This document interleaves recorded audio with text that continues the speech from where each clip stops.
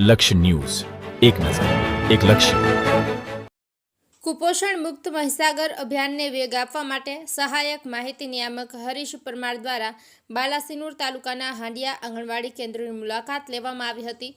આ મુલાકાત દરમિયાન કુપોષિત બાળકોને પૂરા પાડવામાં આવતા પૌષ્ટિક આહાર અને અન્ય સુવિધાઓની સમીક્ષા કરવામાં આવી હતી.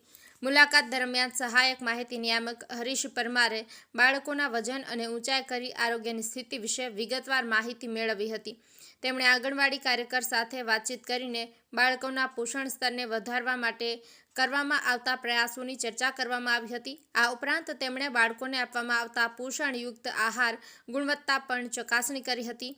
સહાયક માહિતી નિયામક હરીશ પરમારે જણાવ્યું કે જો માતા સ્વસ્થ હશે તો બાળક પણ સ્વસ્થ રહેશે.